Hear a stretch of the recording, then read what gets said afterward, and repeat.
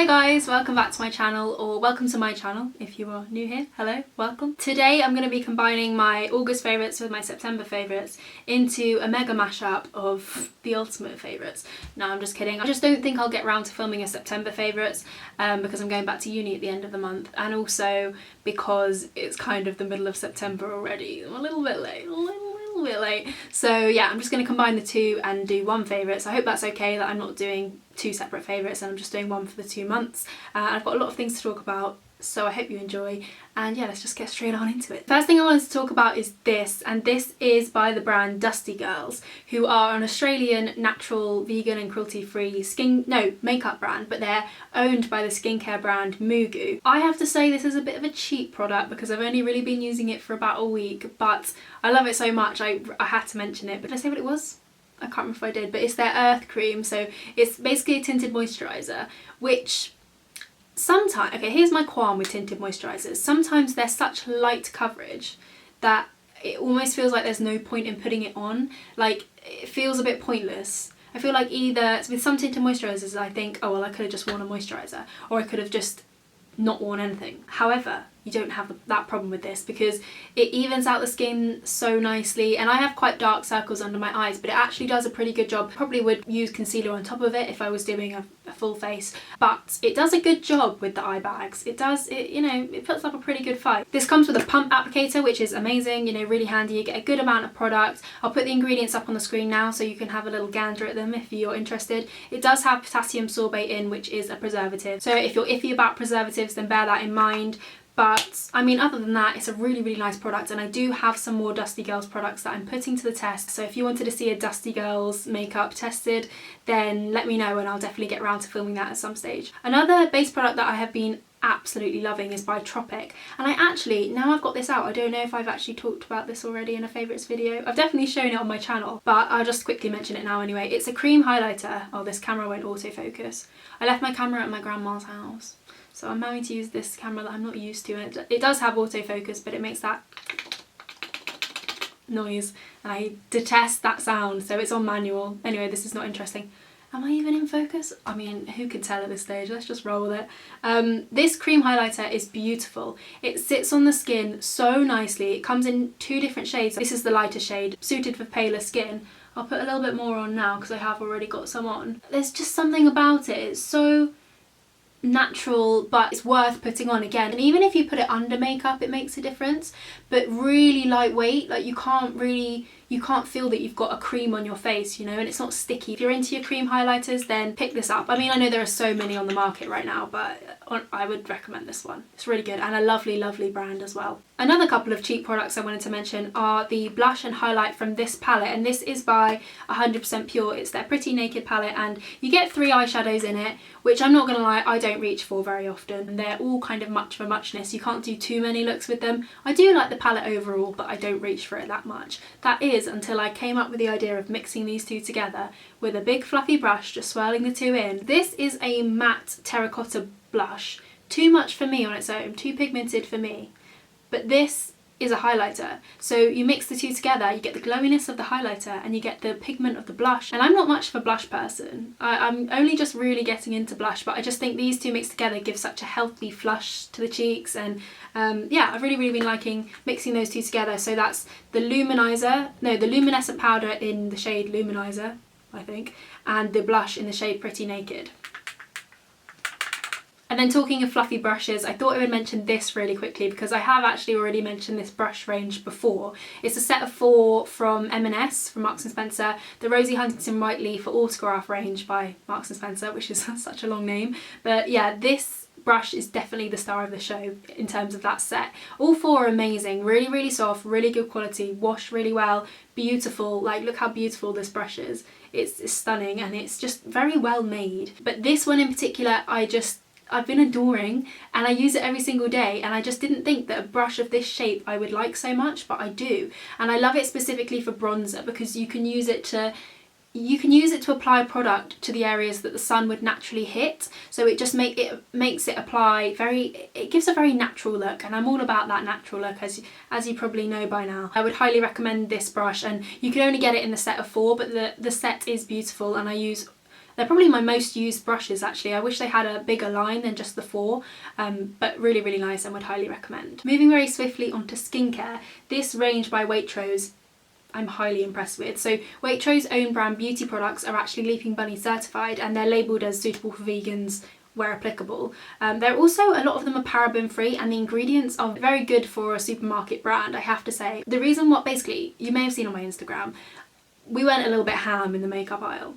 in Waitrose. The reason why we went to Waitrose in the first place is because my mum is obsessed with this night cream. She was going on about how it's reduced to, it was half price, so it was £1.50 as opposed to £3. I mean, not a massive difference, but she was like, I must get more of it, because she kept saying how it's the only cream that's actually made a difference to her skin. Now, she's not a skincare expert, I'm not gonna lie to you, like she wears Poundland makeup a lot of the time, even though I don't know why she buys the Poundland makeup, because I say to her, like, I can hook you up with some amazing cruelty-free products. You can have a lot of my makeup, I don't need all of it. Please don't buy from Poundland because they use gross ingredients and probably tested on animals. Like, please do not buy from them. Anyway, point of the story is I didn't trust her word when she said that this was amazing, but you know, sometimes Mama knows best, because this is beautiful. I love them both. I love the whole range. Everything I've tried from them is incredible. But these two creams, they're the kind of creams that, as she said, you can actually tell, you can tell the difference when you use them.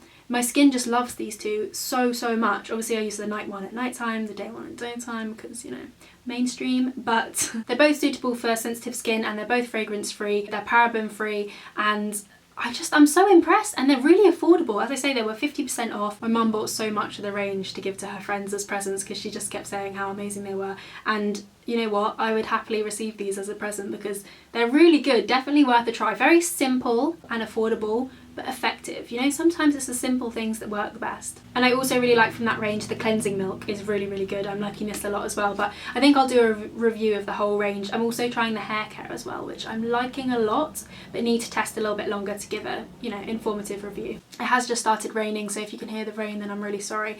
But I think that's everything for beauty and skincare. Oh no, I did want to mention this mask by Sukin. This is really nice. It's their, oh no, this is the wrong one. Oh, darn it. This is not the one I meant to pick up.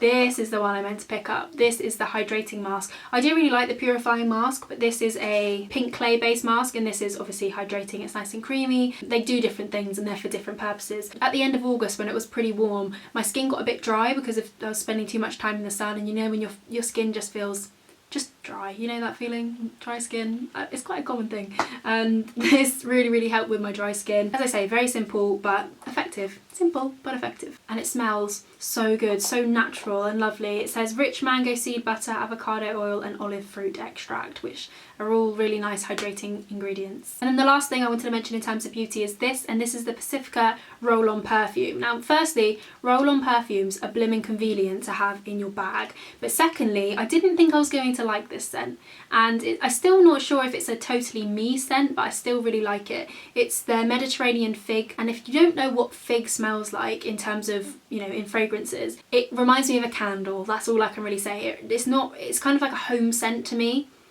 not really a person scent. I still really like it for some reason. It was really, really pretty, very handy, as I say, very lightweight. I love this packaging, that it's so lightweight and you can just chuck it in your bag. And that's pretty much everything in terms of beauty. I did want to mention this Rosewater that I got in a vegan beauty box. I mean, it's very, very simple. It's literally just water and a couple of other like flower extracts, but you can't beat a bit of rose water, can you? There's something about it. It feels lovely, it smells lovely, and it does your skin absolute wonders. I think this has got glycerin in as well. Yeah, vegetable glycerin. Very simple. You can get rose water loads of different places, but I would definitely recommend it if you're in the mood for something nice and cooling, nice and hydrating. This actually reminds me of the Quarterly Beauty Elixir, which this I bought so long ago. I just never reached for this. It's not cruelty free.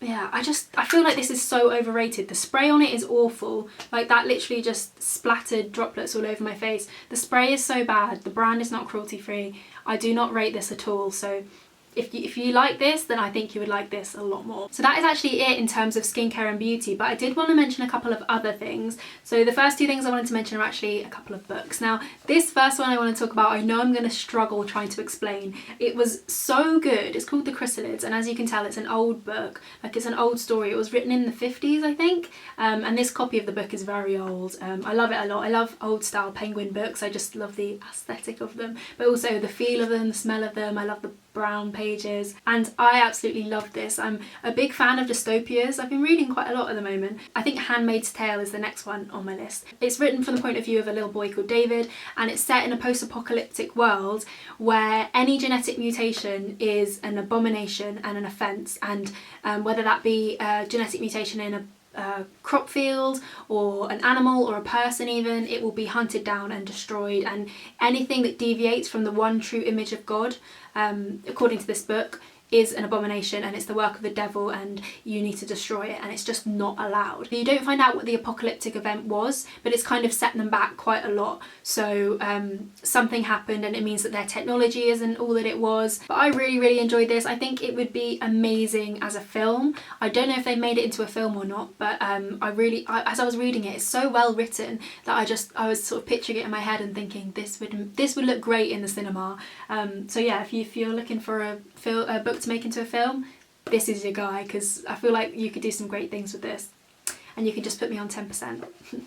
The other book that I finished is this, and this is Rebecca by Daphne du Maurier, and this is quite a famous book. I bought it from a charity shop. I only really got it because it's called Rebecca, and I thought, you know what, gal, I can relate. I didn't know anything about it apart from my friend who's pretty much read every book known to man, who hasn't read this one. She was like, no, it's way too scary for me. It was well written, but it was an anticlimax. I'll just leave it at that. To me, it was an anticlimax. So if you read this, then let me know what you think as well, because since it's coming to the end of summer now, I wanted to mention the sunglasses that I've been wearing. I've already talked about these in a video before, but I have been wearing them non-stop. I got them on Depop, and they are the Ray-Ban round metal something glasses with the green lenses, and I completely get the hype. They are 100% worth it. Obviously they were a lot cheaper on Depop than they are full price, and Ray-Ban in particular, it's not like I'm saying they are a really ethical brand, but the quality is really good. And I've said before, I'm definitely trying to invest in quality over quantity, and I've just really been enjoying wearing these. So no, I just spilled water all over my laptop. Please don't be broken, please don't be broken, please don't be broken, please don't be broken. Oh, come on. Fudge. Let's just leave her to chill. Oh no, my camera's about... Okay, so I just spilled water on my laptop. My camera died and the sun's starting to set, so I'm gonna wrap this up pretty quickly. But there were a couple of other things I wanted to mention, or that I made a note of on my phone. The first one being a YouTube channel, Bella Fiore. I don't know, you won't be able to see that because it won't be in focus, but she's an Australian, she's a beauty YouTuber, but this particular series that got me hooked on her was her Mystery Monday series, which is basically where she takes an unsolved case, an unsolved murder case or disappearing persons case, and she talks you through it. So she tells you the background to the case, the evidence, and then she discusses some theories, and then she gives her point of view on what happened. And it's so interesting, like the way she puts across the information, it's just so interesting. I love her personality, I love her accent, I also love her vlogs as well. Like her Mystery Monday is not really going on at the moment because she used to do them weekly, but they're a big challenge. Like there's a lot of information she needs to research and she needs to read all this stuff, and it's kind of like doing a project basically. Every single video is like a massive project. So yeah, don't comment Mystery Monday on her videos because she doesn't like it. I haven't done it, but she does not like that, so don't do it. But I'm sure she'll come back with her Mystery Mondays at some stage, because she said that she really enjoyed doing them. But her vlogs as well are really good. They're very quirky and just funny. Like her and her boyfriend are so funny, and she's got a really cute dog. So I thought I would just mention her channel because I honestly, you know those channels that you watch and you just feel a lot happier after watching one of their videos. A couple of music favourites. I really like Declan McKenna. He is quite young, but his latest album is really good. It's quite kind of poppy, but just easy listening. Not really poppy, kind of like... His voice sounds a lot like, my friend pointed out, his voice sounds a lot like Mystery Jets. I can't remember what the lead singer of Mystery Jets is called, Blake something. But yeah, it sounds a lot like his vocals. Some of his songs give me Vampire Weekend vibes as well. If you're into that kind of thing, you might like him. But he's got quite a strong message as well, so maybe give them a listen if you're into some new music. Old music that I've been liking, Oasis, because I saw Liam Gallagher at Reading and it was great. I didn't catch his whole set, but they're just, I know some people hate them and I know it's not cool to like Oasis, but I just do. I can't help it. They're just great. I love Britpop in general, but Oasis are such easy listening but some absolute banging tunes. So yeah, Liam Gallagher and Oasis. If you don't follow my Instagram, I do update a lot more on my Instagram, and I put a lot of festival pictures up, and I do Instagram stories quite a lot, so definitely follow me over there if you want more updates. But yes, that's pretty much it for music, I think. The last thing I wanted to mention is actually a throwback to an old favourite. So I mentioned a while ago a podcast called Under the Skin by Russell Brand, but it was this one in particular that I watched the other day. I think it's episode number 6, and it's with a vet called Noel Fitzpatrick, and it was called Can Humans and Animals United Heal the World? And it was really interesting. I would definitely recommend giving that a listen if you're interested in animals, which if you're anything like me and if you're watching this channel you might be like me. You probably like animals, but I actually just wanted to read you something that the vet said. I won't go into the whole debate because obviously you can just listen to the podcast. I wrote it down in this book. Basically this book, anything that kind of interests me, whether it's lyrics or like a line or a quote, I'll just kind of scribble it down in here. And this I thought was really, really well said, and I just wanted to repeat it to you. I don't know if you will be interested, but you might be. So this is what he said, and the sun's kind of setting so I can't really see, but we'll work with it. They were talking about how to change people's minds and how to empathise with people and understand that we all have very similar drives. And Russell was basically saying that a lot of people high up in medicine or in business, they have a lot of power and they're driven by money, and they don't really have a heart. And the vet was arguing with that. I'll basically just read you what he said because he says it better than I can. Here we go. I'm going to read this aloud. Throwback to reading stuff aloud in class. You cannot and you will not succeed until you find what the hook in people's psychology is. And for most people, that is a movie, it's a feeling, it's a piece of bread, it's an emotion created in music. It's having a hug from your loved one or your dog when you go home. What's in a hug? What makes your day? What actually creates something in your life today that actually matters? Is it driving your flash car to your flash job, your ego in other men's mouths? Is it being told you're great, or taking drugs, or getting annoyingly drunk on a Friday night? No. All we want is a hug, be that from a girl, from our mum, or from a dog. So yeah, I just thought I would read that to you because it's very interesting. You know, when you're thinking about how to change people's minds and how to relate to people and let them see your point of view, it is important to empathise, always important to be compassionate and to be understanding. And with that, that's everything I wanted to talk about. And just before it gets absolutely pitch black, I'm going to sign off. So I hope you enjoyed this video. I hope you have a really good rest of September, and hopefully I will see you very soon. Bye!